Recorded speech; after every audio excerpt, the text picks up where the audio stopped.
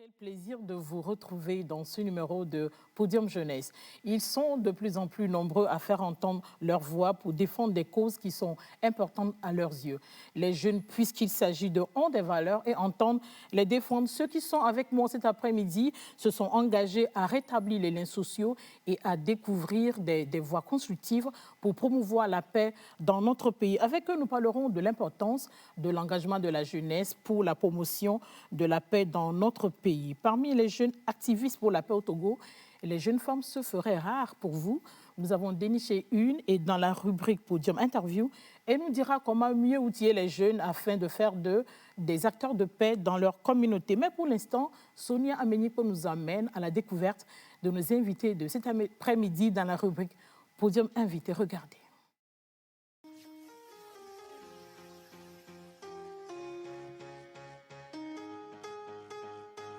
Aujourd'hui, Pélagie va échanger avec Rodolphe Sanvi. Il est le secrétaire général de Speed International, une organisation qui promeut la sécurité humaine, la paix, la citoyenneté responsable et active à travers l'éducation au développement. Pierre Crossi est le deuxième invité.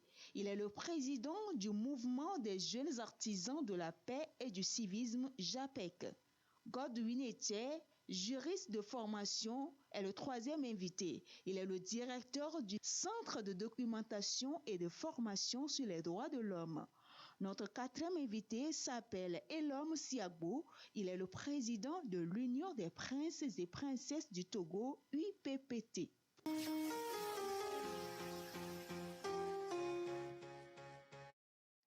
Merci de revenir avec nos plateaux. Vous l'avez su aujourd'hui, nous sommes avec des jeunes engagés pour la promotion de la paix au Togo et nous parlerons de l'importance de l'engagement de la jeunesse pour la promotion de la paix. Chers invités, bonsoir. Bonsoir. J'espère que vous portez bien. Très bien. Oui. Je vous remercie d'avoir accepté notre invitation. Comment pouvez-vous définir la paix, Rodolphe? OK. Pour définir la paix, c'est vrai qu'on avait une définition qu'on connaissait depuis toujours. La paix, c'est l'absence de guerre. Mais cette définition s'est révélée très insuffisante. Aujourd'hui, si on veut définir la paix, il faut tenir compte d'un certain nombre de paramètres. Il faut relativiser. Il faut un certain nombre de réalités, tenir compte d'un certain nombre de réalités. Des réalités individuelles, c'est-à-dire que moi, par exemple, mes réalités sont différentes des réalités de Jean-Pierre, sont différentes des réalités de Godwin. Donc, nous ne recherchons pas forcément la même paix. Il faut tenir compte également des réalités communautaires. Donc, lorsque nous nous retrouvons dans chaque communauté, quelles sont les réalités que nous vivons au niveau de chaque communauté? Quelles sont les réalités également que nous vivons au plan international, au plan national? Les réalités que vivent les Togolais sont différentes des réalités que vivent le Marocain, sont différentes des réalités que vivent un Américain. Donc, au niveau continental également, il faut tenir compte d'un certain nombre de paramètres. Et au niveau international, nous voyons avec le coronavirus, et nous a montré combien de fois tout le monde peut être concerné par un même objectif visant la paix. Donc, si on veut définir la paix, pour moi, c'est le fait d'être en sécurité. Donc, la paix, pour moi, signifie sécurité. Pourquoi? Parce que c'est l'idéal que tout le monde recherche, de façon personnelle, de façon communautaire, de façon internationale. C'est la sécurité que tout le monde recherche. Et si nous voulons maintenant définir la sécurité, la sécurité définie comme par les Nations Unies, c'est la sécurité humaine. La sécurité humaine, c'est quoi? C'est d'abord le fait d'être à l'abri du danger. Donc, être à l'abri des bruits de guerre, être à l'abri des dangers comme le réchauffement climatique, être à l'abri des dangers comme l'extrémisme violent. Voilà. C'est également être à l'abri des besoins. Des besoins, en tant qu'être humain, en tant que jeune, nous avons des besoins. Nous avons besoin d'être bien soignés, donc la sécurité sanitaire. Nous avons besoin d'avoir de quoi nous nourrir, donc la sécurité alimentaire. Nous avons besoin de quoi pouvoir subvenir à nos besoins, donc la sécurité économique. Donc, il y a un certain nombre de besoins que nous devons pouvoir facilement combler. Le troisième aspect, c'est le fait de voir sa dignité humaine respectée. Et quand on parle de dignité humaine respectée, on fait allusion maintenant aux droits. Donc, aux droits de la femme, aux droits des enfants, à la Déclaration universelle des droits de l'homme. Et la chose la plus importante, c'est la justice. Donc, il faut qu'on puisse nous faire justice lorsque on nous blâme, lorsque nous sommes lésés.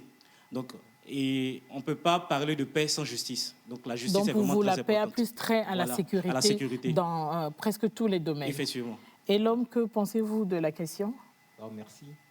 Lorsque nous parlons de la paix, le frère Rodolphe venait de le dire, on a toujours l'intention de penser à la violence. Alors que la violence n'est pas uniquement physique, c'est ce que tout le monde pense. Lorsque nous parlons de la paix, lorsqu'il y a l'absence de la violence physique, on pense que, bon, nous sommes en paix. Mais au-delà de cette absence de violence physique, il y a également la violence psychologique, la violence verbale et la violence émotionnelle. Je pense qu'aujourd'hui, nous devons sortir de cette appréhension que nous avons de la paix et aussi s'intéresser à cet aspect émotionnel des choses. Vous allez voir qu'aujourd'hui, il y a des gens, nous sommes en paix, il n'y a pas la guerre, mais il y a des frustrations. C'est important aussi de s'intéresser à ce côté pour définir aujourd'hui la paix. Merci. Merci beaucoup, Pierre. Merci. Pour rajouter à ce qu'ils viennent de dire, je pense que la paix, au prime abord, est un choix de vie qui converge les interactions humaines vers un élan d'humanité. Un élan d'humanité qui peut dépasser, sinon renverser, les tendances à violence des puissants et des hommes en colère de façon à toucher leur cœur et leur raison. Et pour en revenir là-dessus, je pense en réalité que la paix, de manière très concrète, c'est le choix que nous faisons individuellement, parce que nous sommes des êtres humains et nous devons décider de vivre soi-même en paix. C'est un choix collectif parce que nous sommes appelés à vivre ensemble. Du coup, nous devons nous entendre. Il doit y avoir une cohésion sociale entre nous. Et c'est également un choix politique et économique. Et ça va au-delà de nous. Ça va pour nos dirigeants, en fait, qui doivent prendre des choix responsables pour la sécurité humaine. Merci. Godwin, donc si je résume ces trois avis, nous allons ipso facto rejoindre Félix Houphouët-Boigny, l'ex-président de la Côte d'Ivoire, qui a su bien dire dans cette pensée qui est célèbre dans le monde, la paix n'est pas un mot, mais c'est un comportement.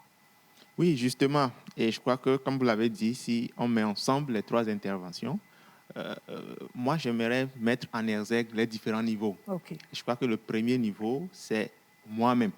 C'est-à-dire que, comme il a dit, c'est un comportement. Donc, c'est un accord, c'est un état d'âme, un état d'esprit qui demande que moi, l'individu, je sois en sécurité, j'ai la sérénité, j'ai la confiance, mais que je sois aussi en accord avec moi-même.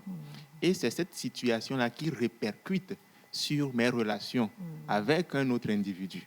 Mais au-delà de l'individu, la paix, c'est aussi un enjeu qui concerne les communautés. Ça veut dire une communauté A doit avoir une relation de tranquillité, une relation de calme, une relation paisible avec une communauté B. Et ça, on peut l'appliquer sur les différents domaines, secteurs, social, politique, religieux, etc. Je le disais tantôt, de plus en plus, vous les jeunes êtes nombreux à vous mobiliser en faveur de la paix dans notre pays. Rodolphe, est-ce que vous pouvez me dire ce qui vous a motivé, vous, à vous engager dans cette lutte? Ce qui m'a motivé, dans un premier temps, c'est mon amour pour la paix. J'aime beaucoup la paix. Et la seconde chose qui m'a motivé, c'est le fait que j'ai foi en la paix. J'ai foi en un monde meilleur. Je suis sûr et convaincu que si nous mettons de la volonté, nous mettons de l'abnégation, nous mettons de l'engagement, nous pourrons forcément aboutir à un monde de paix. Et je sais que parmi vos activités à Speed International, dont vous êtes le secrétaire général, vous utilisez beaucoup l'art. Oui, effectivement, nous avons des jeunes artistes qui appartiennent à Speed International, qui, par le biais de l'art, donc par le biais du slam, par le biais de la poésie, par le biais de la chanson, arrivent à sensibiliser les jeunes autour d'eux pour pouvoir leur faire passer le message de paix. Donc, si la réalisation peut nous aider, nous allons visionner le slam du groupe Les Sentinelles de Speed International, deux jeunes, un instrumentiste et un slammer qui déclament des textes qu'ils écrivent par rapport au sujet d'actualité. Et nous avons déjà eu l'occasion de les découvrir ici au plateau en live. Si la réalisation est prête, nous pouvons visionner la vidéo slam du groupe Les Sentinelles.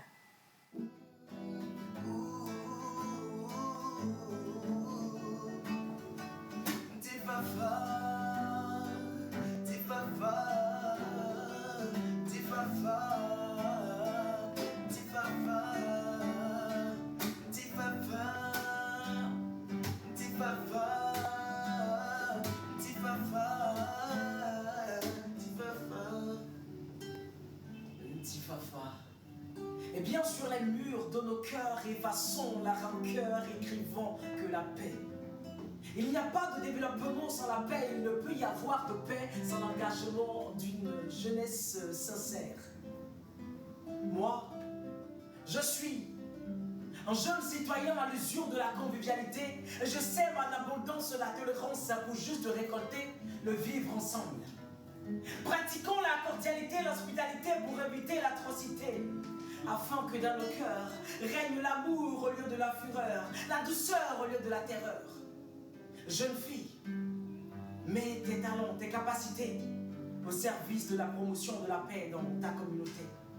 Jeune garçon, la nation a plus que jamais besoin de toi, de ta pierre pour la construction d'un monde de paix. Ntifafa, nous, on écrit la paix. Sur les murs de nos cœurs, effaçons les rancœurs, écrivons la paix. Sur les murs de nos cœurs, effaçons la rancœur, écrivons la paix. Comme on le dira bien chez moi,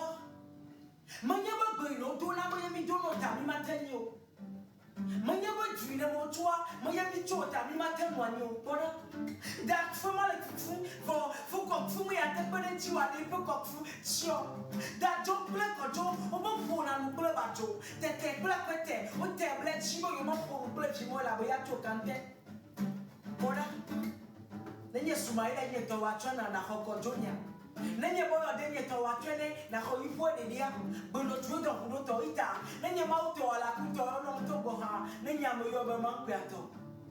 On vient tous d'horizons différents, mais par amour formons un groupe inhérent.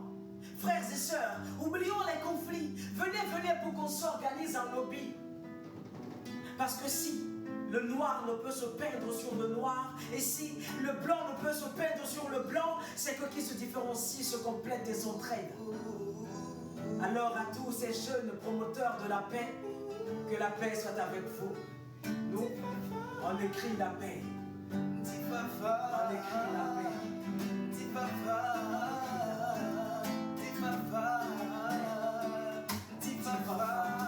Sur les murs de nos cœurs, effaçons la rancœur, écrivons de la paix. Sur les murs de nos cœurs, effaçons la rancœur, écrivons la paix.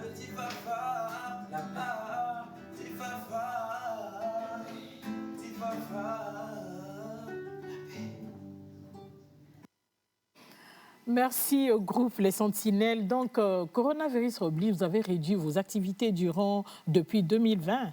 Mais qu'est-ce que vous avez pu faire comme activité? Ok. Ce que nous avons fait comme activité depuis l'année 2021, depuis le début de l'année 2021, nous sommes d'abord associés à plusieurs organisations sœurs pour pouvoir travailler sur un certain nombre de projets.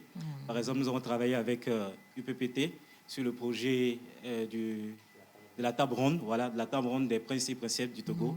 Voilà, pour ici sensibiliser les princes et les princesses du Togo à pouvoir s'impliquer davantage dans le rôle qu'ils ont à jouer pour le développement de leurs différentes communautés. Nous avons eu à travailler également sur le projet Forum Vert avec Victoire Flyers. C'est un projet qui regroupe les horticulteurs du Togo. Donc il faut reconnaître que ce métier joue un rôle important dans la promotion de la préservation de notre environnement. Et nous avons eu essentiellement à former ces horticulteurs-là, leur permettre de pouvoir se réunir en association afin de pouvoir mieux faire parler leur métier. Nous avons également travaillé avec d'autres organisations telles que le collectif Zoro Indigent et l'Alliance internationale des femmes leaders et sur le projet de la journée internationale de la femme africaine. Donc, nous avons organisé une journée de réflexion en hommage à la femme africaine et c'était suivi du salon des mères entrepreneurs.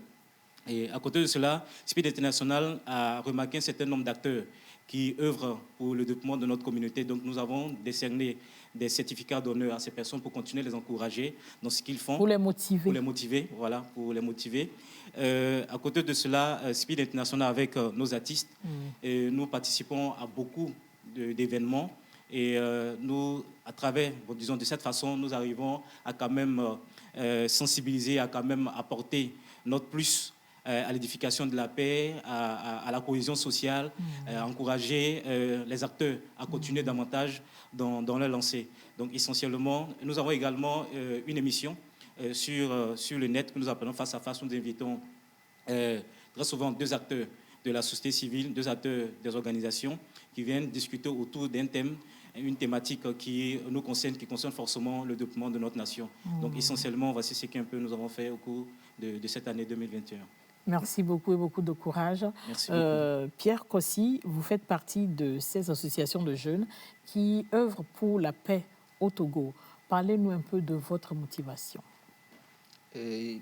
Moi, ce qui m'a poussé sinon à m'engager pour la paix, je dirais qu'à un moment donné, j'étais plus ou moins soucieux de mon avenir et soucieux de l'avenir de la jeunesse.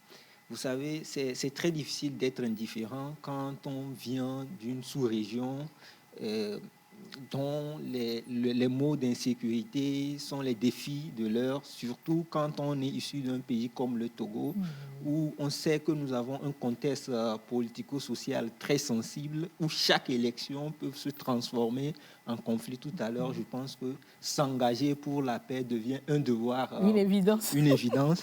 Et pour aller au-delà même, nul n'est besoin de prouver maintenant que le monde est un petit village où nous sommes habités. C'est un petit village planétaire où nous sommes tous appelés à cohabiter ensemble. Et je pense que les réseaux sociaux nous prouvent à quel point l'espace planétaire est vraiment très réduit. Et je pense que la COVID-19 est également une preuve très parlante de cela. C'est quelque chose qui a commencé en Chine et on s'est très vite retrouvés. Mais vous avez quand même pu faire des activités dont nous sommes en train de Oui, voir effectivement, nous avons organisé un atelier de formation à l'endroit des jeunes qui a pour terme jeunes patriotes, acteurs de paix, à l'occasion de la fête d'indépendance de notre pays, histoire de sensibiliser, de conscientiser les jeunes à prendre conscience de la part qu'elle a leur dans la lutte, aussi bien la lutte patriotique que l'engagement pour la paix. Nous avons également essayé d'organiser des webinaires de la sous-région qui a permis aux jeunes du Mali, du Cameroun de partager leur expérience. Comment est-ce qu'ils s'engagent? Parce qu'avec l'histoire du terrorisme maintenant, comment est-ce qu'ils s'engagent et de mieux nous solidariser pour faire face à certains défis. Nous avons également multiplié des campagnes digitales parce que les jeunes sont sur les réseaux sociaux. Donc nous voulons également les atteindre, les sensibiliser. Donc nous sommes également allés vers eux.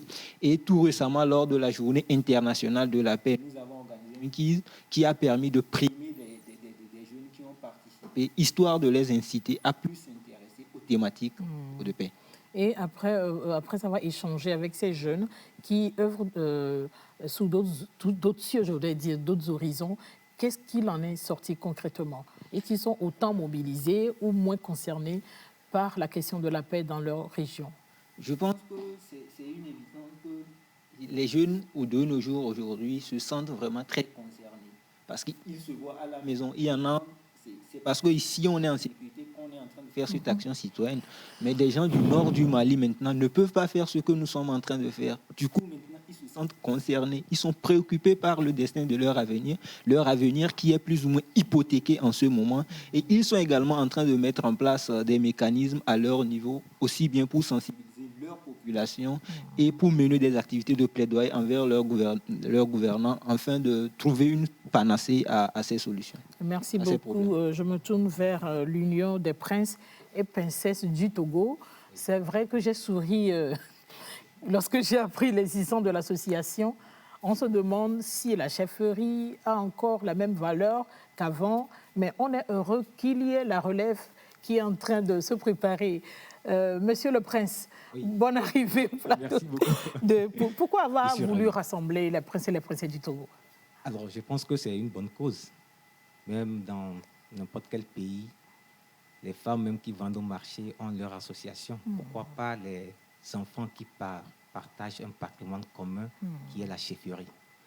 Moi-même, j'ai fait un constat particulier et ce constat s'est révélé auprès de d'autres chefferies également. C'est-à-dire que les enfants des chefs traditionnels ne s'intéressent pas aux activités de développement.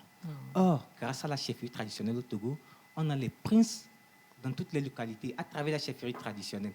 Ça, c'est un atout pour toute initiative de développement. Pourquoi ces jeunes ne vont pas s'engager pour le développement de leur communauté? Si une catégorie de la jeunesse peut ne pas vouloir s'intéresser aux activités de développement, je pense que ça serait un gâchis pour l'État.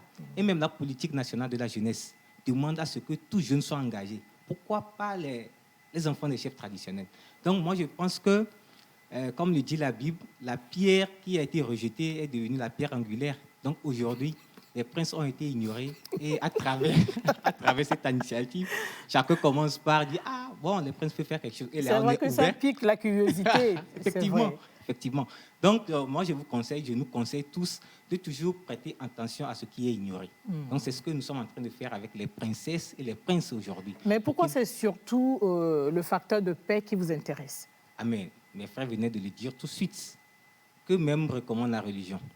De prier pour la paix dans votre pays. S'il y a la paix dans votre pays, vous allez pouvoir faire vos activités.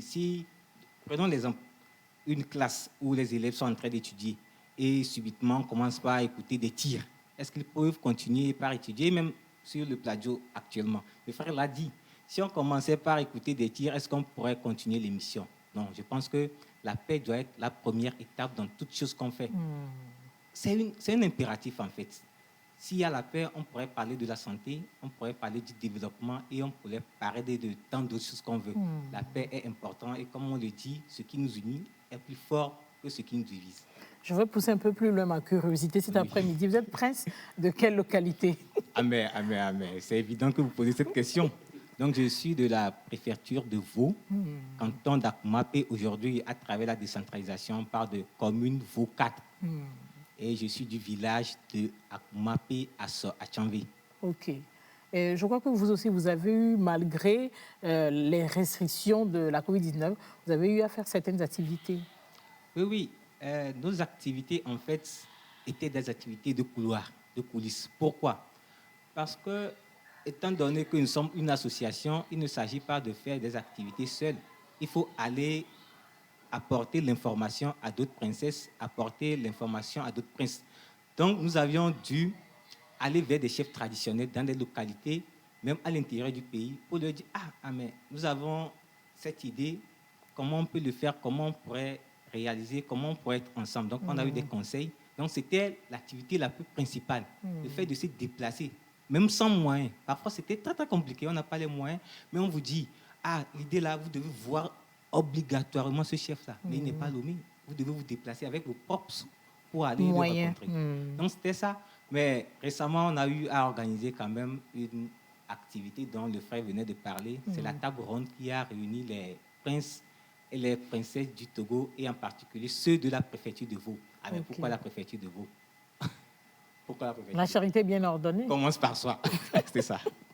Donc, cette activité nous a permis, en fait, de prendre conscience de l'urgence de l'heure. Tout jeune doit participer au développement de sa communauté. Et là, lorsqu'on venait de passer tout de suite l'extrait du frère, j'ai vu Wanep Togo qui était avec nous. Du slam? Oui. Non, l'interview, pas l'interview, mais le passage, extrait les vidéo, images, leur activité, voilà. Images, j'ai vu Wanep Togo parce que Wanep Togo également était avec nous, Speed International était avec nous. Et c'est pourquoi dans leur interview, Slam disait que Bino jouer dans un hundoto. Donc, c'est un son qu'on peut le faire. Aujourd'hui, les princes et les princesses ne se positionnent pas comme les seuls qui possèdent ou bien les seuls qui peuvent faire le développement. En fait, nous sommes décidés à collaborer avec tous les acteurs qui déjà font des travaux impressionnants sur le terrain. C'est pour ça que chaque fois, nous sommes aux côtés des organisations et nous profitons ce soir du plateau de Podium Jeunesse pour parler de ce que nous faisons.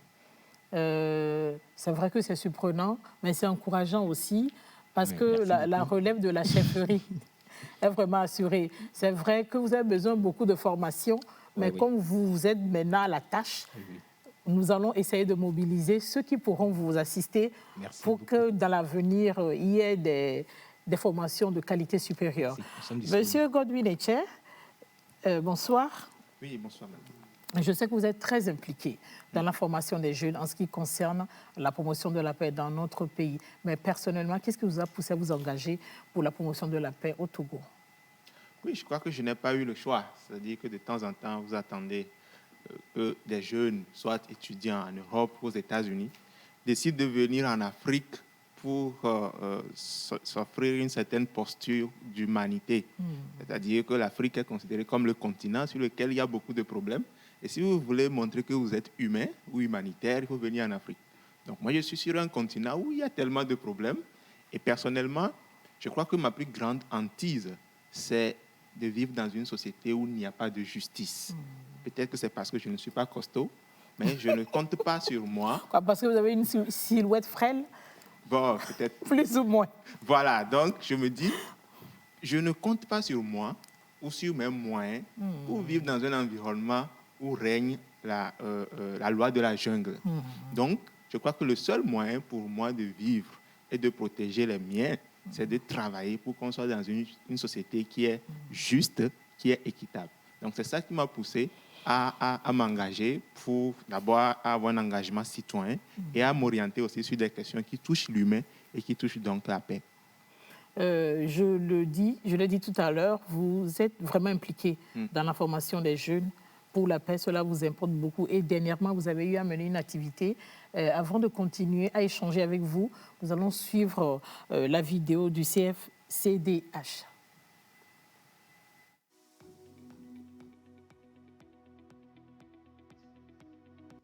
Des jeunes acteurs sont désormais engagés à mettre leur potentiel au service de la consolidation des acquis obtenus en matière de paix et de cohésion sociale au Togo. À travers une série de campagnes digitales, ces jeunes sont invités à mobiliser plus de jeunes autour d'eux pour cette cause commune. Le lancement officiel des activités a été fait ce 29 septembre 2021 au cours d'une rencontre de web, écriture et production numérique. Tenue virtuellement, la rencontre vise à instaurer un cadre d'échange et de discussion avec les jeunes sur la nécessité de préserver et de garantir la paix et la cohésion sociale au Togo. Comment faire en sorte que, d'une part, les jeunes cessent d'être instrumentalisés pour alimenter ces intérêts égoïstes, mais mieux, comment faire en sorte que les jeunes soient aujourd'hui des vecteurs de sensibilisation, deviennent des acteurs de lutte contre ces phénomènes.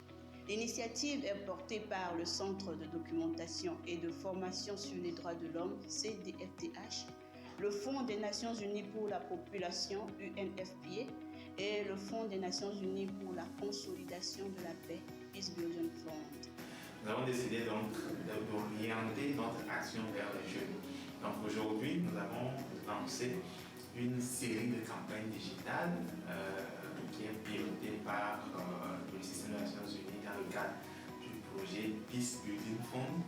Donc cette série de campagnes digitales que nous faisons consiste à mobiliser les jeunes pour qu'ils s'engagent à la prévention des conflits et dans la promotion d'une paix durable. De communication ont doublé les débats. Il s'agissait d'une part de l'implication des jeunes dans la prévention des conflits et la promotion de la cohésion sociale, et d'autre part des éléments fondamentaux à avoir pour mener à bien une campagne digitale. Aujourd'hui, nous avons lancé cette activité qui doit s'étendre sur 4 mois et qui consistera à créer des cadres d'échange entre les jeunes, une cinquantaine de jeunes que nous avons briefés aujourd'hui, et d'autres jeunes, créer des cadres d'échange entre les jeunes, les autorités, et aussi donner la parole aux jeunes à travers les publications en ligne, à travers le concours, pour qu'ils fassent leurs propositions pour une paix durable autour.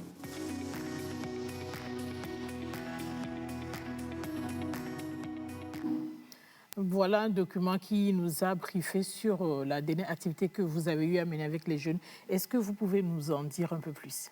Oui, ça entre dans notre logique d'éducation, parce que, comme vous l'avez dit, notre engagement ou bien notre ambition, c'est de faire en sorte que les jeunes qui ont envie de faire quelque chose pour leur communauté, ces jeunes-là soient outillés, connaissent les outils et les mécanismes adéquats pour faire son engagement citoyen. Parce que souvent, les gens ont la volonté, mais ils utilisent des mauvais moyens. Et cela les expose à la rigueur de la loi. Donc, sur la question de la paix, nous avons pris une certaine initiative avec le système des Nations Unies et qui permet à engager les jeunes dans les actions pour la promotion d'une paix durable. Parce que oui, vous l'avez dit dans votre introduction, que la paix, ce n'est pas un vain mot. Et depuis avant que moi je ne naisse, on parlait de la paix. Et on continue de parler de la paix. Mais pourquoi le besoin subsiste? On s'est rendu compte que, entre autres raisons, il y a aussi le fait que les jeunes, jusqu'ici, sont vus comme des victimes des différentes menaces à la paix et qui ne sont pas considérés comme des acteurs qui peuvent intervenir pour apporter des solutions durables. Donc, l'objectif de ce projet-là que nous sommes en train de mettre en œuvre, c'est de mettre les jeunes au cœur de l'action pour l'édification d'une société qui est paisible. Et donc, ça consiste en une série d'actions en ligne, étant donné le contexte que nous vivons, le contexte de crise sanitaire, une série de campagnes digitales, mais aussi parce que nous nous sommes rendus compte que le langage le plus approprié, bien le plus indiqué pour parler aux jeunes, aujourd'hui, c'est le numérique, c'est le digital. Donc, comment utiliser le digital? Non pas pour se faire une visibilité, pour s'amuser, pour se divertir, mais comment utiliser le digital aujourd'hui pour inculquer des notions de paix, des notions de responsabilité au niveau des jeunes, des notions qui viennent déraciner les mauvaises herbes ou bien les mauvaises idées vécues aujourd'hui et qui, malheureusement, amènent les jeunes à être instrumentalisés pour rentrer dans ces différentes crises sociopolitiques, terrorisme, etc. que nous voyons. Donc, c'est un peu l'objectif de ce projet que nous sommes actuellement en train de mettre en œuvre. Je sais que le CFCDH, c'est un centre de documentation. Justement. On aimerait savoir ce que vous y faites concrètement, parce que c'est un centre qui attire beaucoup de jeunes. Oui, alors, l'humain est sacré pour les défenseurs des droits de l'homme.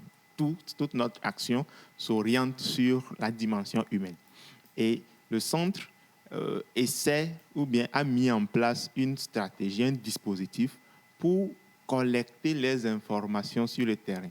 Parce qu'aujourd'hui, on est en train de parler de paix et on l'a défini, par exemple, comme on dit que ce n'est pas l'absence de guerre. Et je suis d'accord parce que, en fait, l'absence de guerre n'est que la résultante d'un certain nombre de situations. Et donc, le premier volet de notre action consiste à déployer sur le terrain des observateurs ou des moniteurs qui nous disent à Sokode, il y a telle ou telle situation d'injustice. Si vous n'y travaillez pas, demain, ça va causer des frustrations qui peuvent déstabiliser. Dégénérer. Voilà. Donc, il y a un travail de terrain qui se fait dans la documentation des cas de violation, d'injustice, etc. Il y a un travail maintenant d'analyse de ces différents indicateurs que nous collectons sur le terrain et qui sont traduits en propositions à l'endroit des autorités, à l'endroit des différents acteurs dans la société et au regard des constats que nous faisons. Par exemple, si on constate qu'il y a plus de jeunes qui ont un discours violent sur Internet, alors nous développons des concepts pour éduquer les jeunes et pour aussi former les défenseurs des droits de l'homme sur les mécanismes nationaux, régionaux et internationaux de protection des droits humains.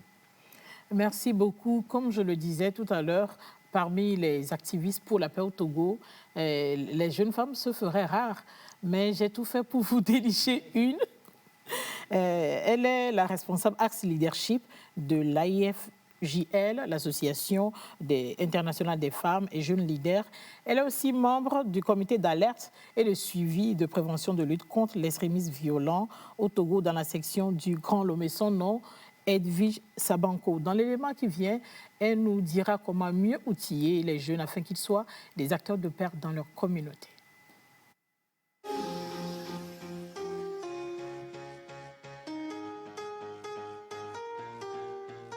Lorsque je regarde autour de moi les conflits qui se passent et comment ces conflits ont des impacts sur notre société et sur nous-mêmes les jeunes, je me dis qu'il est temps qu'on puisse vraiment œuvrer pour que la paix règne dans notre pays. Je me suis engagée alors pour œuvrer pour la consolidation de la paix et le vivre ensemble dans la communauté.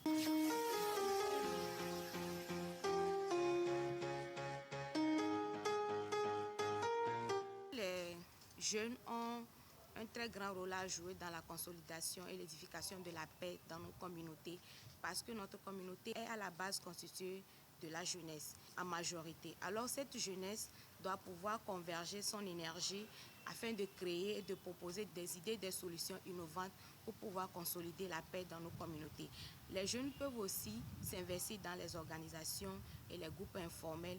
Pourquoi pas même militer dans les organisations de la société civile afin d'initier des projets qui entrent dans la logique de consolider la paix et de vivre ensemble. Au-delà de ça, ils peuvent aussi s'impliquer dans le processus de prise de décision gouvernementale et locale même afin de pouvoir sensibiliser leurs pairs dans nos communautés.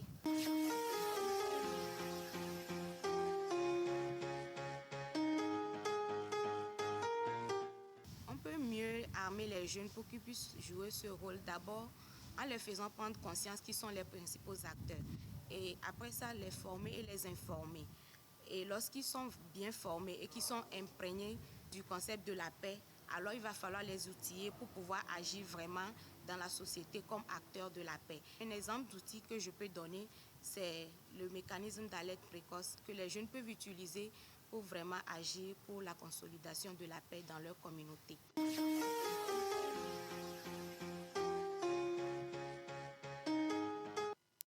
Nous venons de découvrir Edwige Sabanko dans Podium Interview. Rodolphe, votre avis sur ces propos? Oui, elle a dit beaucoup de choses qui sont très bien.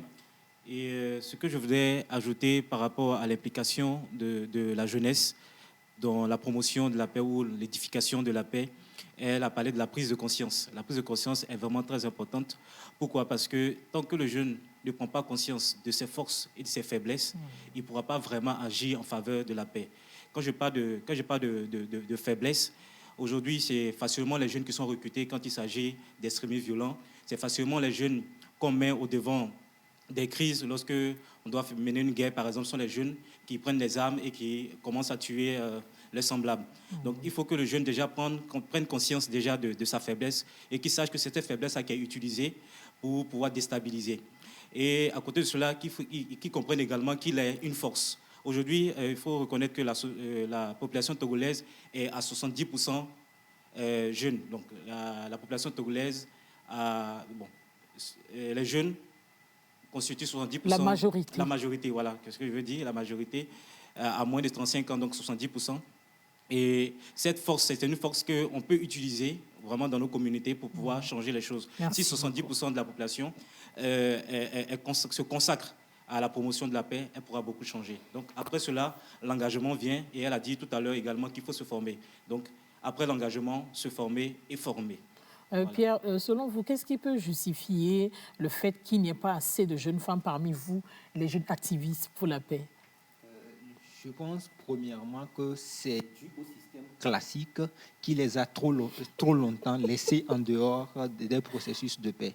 C'est-à-dire, elles ne sont pas appelées premièrement à participer non seulement au processus de règlement de paix, mais on oublie que ce sont ces jeunes filles-là qui sont depuis longtemps victimes.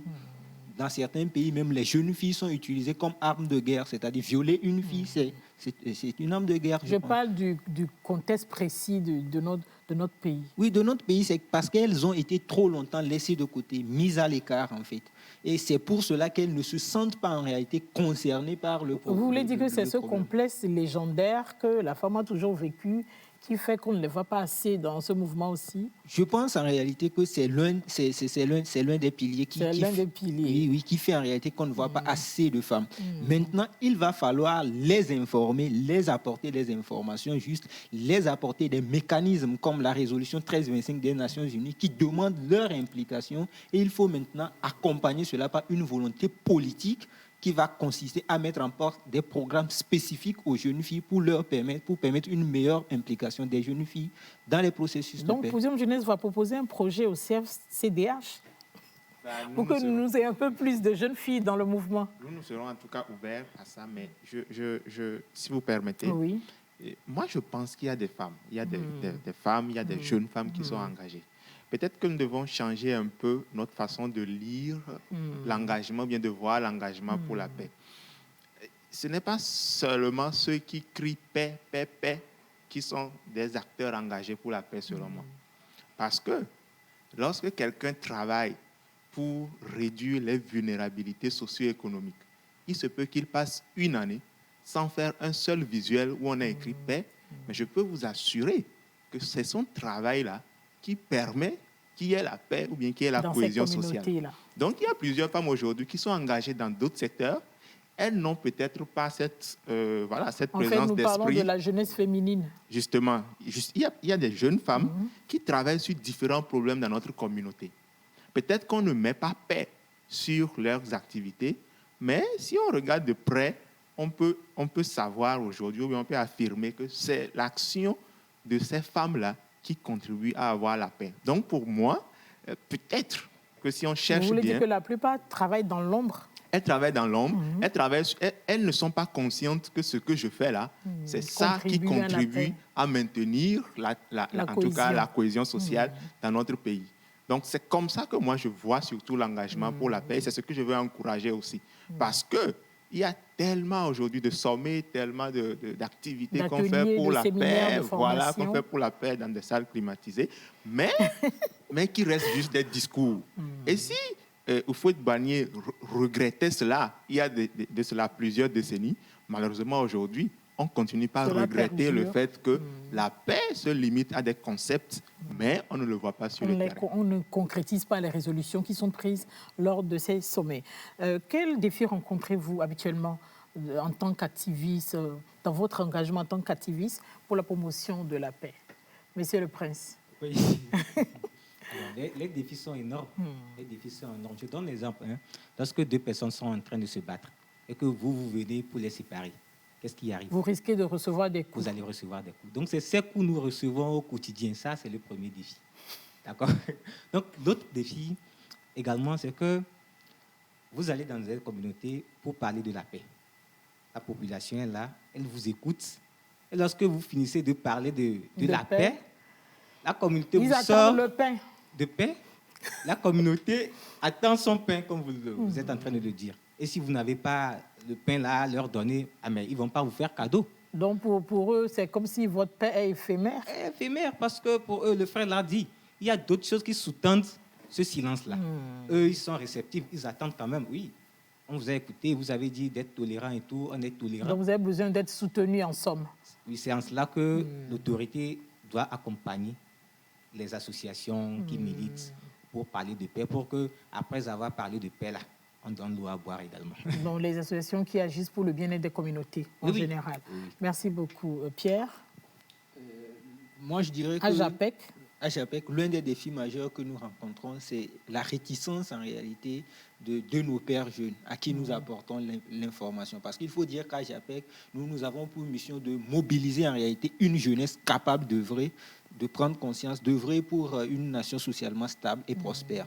Et il y a une certaine réticence au niveau des jeunes qui ont d'autres problèmes actuellement. D'autres soucis actuellement. Que chercher la paix. Que chercher la paix, qui ne s'en rendent pas compte en réalité que leur action quotidienne contribue à dégrader l'environnement et leurs actions peuvent également contribuer à protéger en réalité la stabilité sociopolitique. Et c'est cette stabilité-là qui leur permettra en retour de pouvoir évoluer, de pouvoir prospérer. Donc il y a une certaine réticence. Au-delà de cette réticence, il faut le dire, qu'il y a un manque d'implication effective des jeunes au niveau des sphères de décision.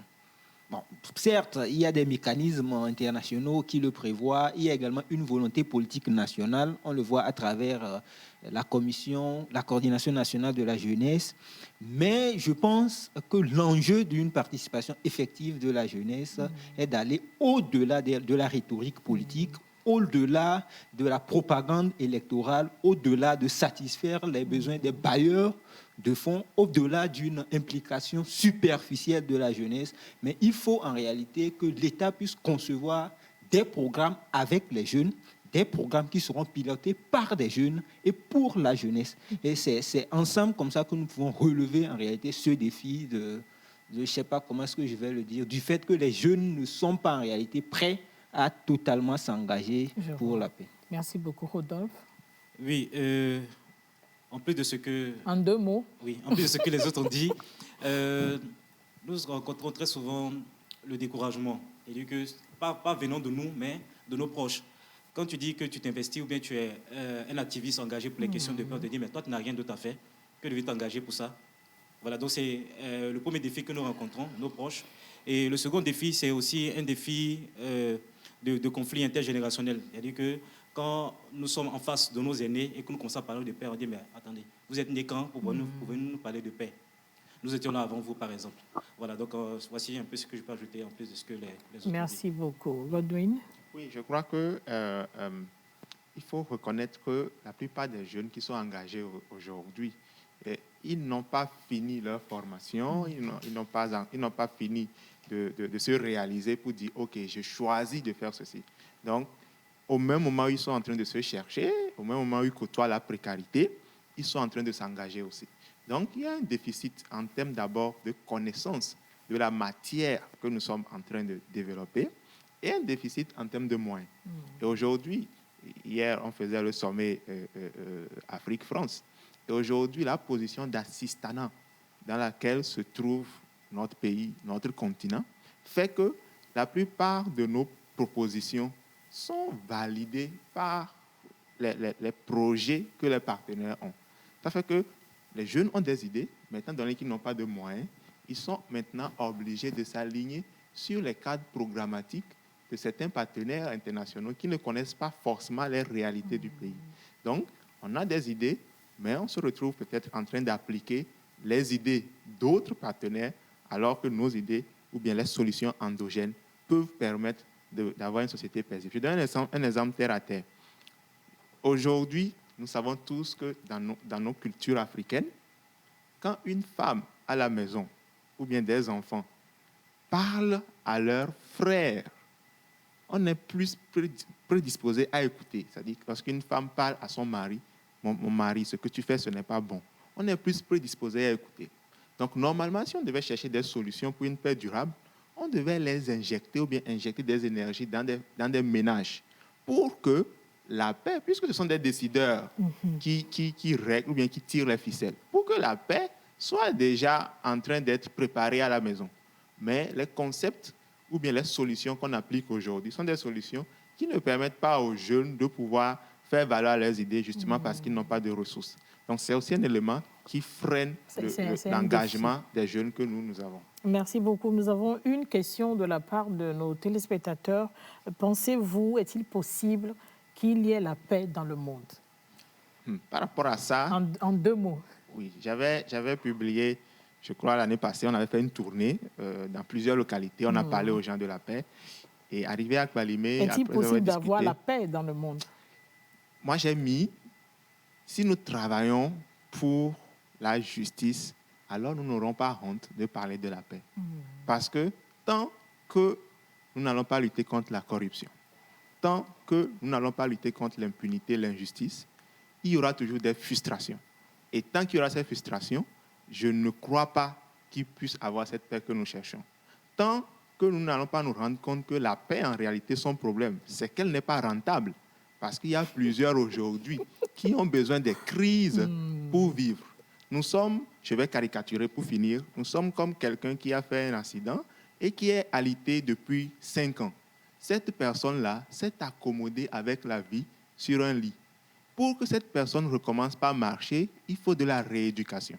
Et le monde, depuis des décennies, a appris à vivre dans les crises. Il va falloir qu'on nous apprenne à vivre dans la paix pour qu'on se rende compte que la paix peut être rentable. Donc, c'est la condition pour qu'on puisse avoir la paix dans le monde. Un second avis, Pierre. Moi, je vais peut-être rajouter une autre condition à la condition que Godwin vient d'énumérer. En 2 secondes, nous sommes presque à la fin. Oui, je pense en réalité qu'il faut instaurer un programme d'éducation à la paix dès le bas âge, qui puisse permettre aux futurs décideurs de pouvoir s'imprégner de cette notion de paix-là, d'avoir une culture de paix et pour en faire des décideurs soucieux de la paix, soucieux de la stabilité sociopolitique. En 2 mots, voilà ce que je peux dire. Rodolphe. Oui, la paix est possible. Si la paix n'était pas possible, on ne serait pas sur ce plateau-là. Donc nous sommes là pour pouvoir défendre cela. Et cela va dépendre de notre engagement, de la force ou de l'énergie que nous allons mettre pour pouvoir contribuer à cela. Prenons un peu l'exemple de la guerre en Afghanistan, oui, où les États-Unis ont éjecté près de 2600 milliards de dollars. Donc imaginez cet argent, si on l'avait utilisé pour pouvoir développer le pays, on ne parlerait pas de guerre aujourd'hui. D'accord, merci. Alors, comme c'est en 2 secondes, ce que moi je peux dire, c'est que nous sommes tous ici des croyants. Donc, on ne peut que croire, il faut être optimiste qu'un jour, il y aura la paix dans le monde. Je vous remercie d'avoir accepté de passer ces moments avec nous. Chers amis de Podium Jeunesse, vous avez tout compris. Les jeunes jouent un rôle essentiel dans les processus de paix. Ces jeunes activistes pour la paix que j'ai reçus cet après-midi sont plus résolus à agir que jamais pour la paix et souhaitent participer activement à la construction du Togo pour un meilleur avenir pour toutes et pour tous. Donc, les impliquer dans les processus de paix, comme ils l'ont demandé, sera la meilleure manière de consolider et de garantir la paix dans nos communautés. Je vous remercie de nous avoir suivis. Je remercie toute l'équipe de la réalisation. Je remercie mes 2 assistantes, Andrea Magnon et Lorraine Peto. Je vous retrouve samedi. À très bientôt.